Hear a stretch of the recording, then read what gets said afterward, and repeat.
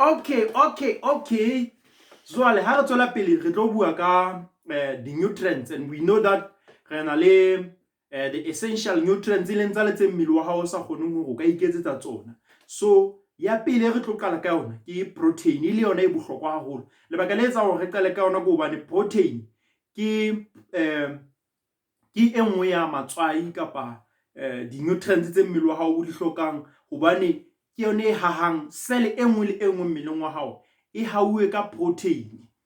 Jwale re etse mohlala ka fela ka lebota, wa le bona lebota ha le hauwe mono, ga tseba hore lebota le leng le tileng ha re bona ntlo e eme jwalo le tla be le na le cement.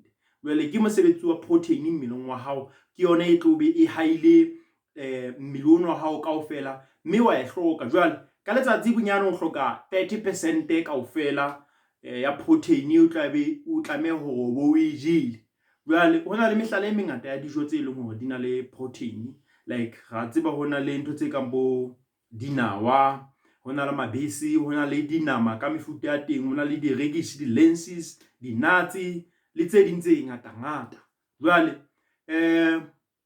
hona le quality ya protein ena, hobane ha di le jwalo kaofela di fihla mmeleng ka tsela tse fapaneng ebile di sebetsa mesebetsi e fapaneng. Jwale hona le protein ena yo thweng ke whey protein, hangata e fumanehala lebeseng. Ke mokgona ha ngwana monyenyane re batla hore ebile ke ka tsela ya tlhaho, ngwana o a nyanya.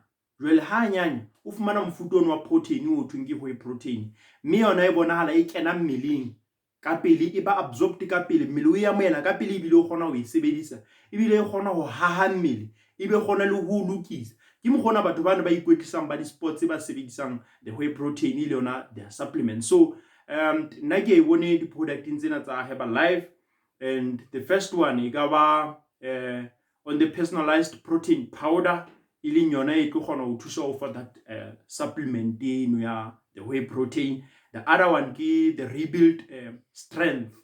On the rebuild strength e sebediswa ke batho ba ikwetlisang ba batlang ho gaina di muscles, hona le that source of whey protein. The other one e ka ba the high protein iced coffee, le yona ena le that type of a protein. Second one, it can be the soya, and on the soy protein re na le the Herbalife protein shakes, ke tsona tse nang le the soy protein. Lebaka le ntse hore soy be the second best proteins because it's one of the plant protein, e leng protein e tswang dimeleng, e nang le matswai kapa di amino acid kaofela tse hlokahalang mmeleng, e sena mafura a sa hlokahaleng. So ke yone e leng hantle, and o tshwantse hape o hlokomela hore by the time o sebedisang animal protein e leng nama, o hlokomela hore e na le mafura a mangata e leng hore ha a hlokahale mmeleng. Jwale protein e bohlokwa for immune system because disele tse bang di utlwile bohloko nako e ntse di lwana, le tse bang di utlwile bohloko ha ntse di sebetsa, o tlo kgona ho di tsoseletsa hape ka protein. So wa e hloka 30% ka letsatsi.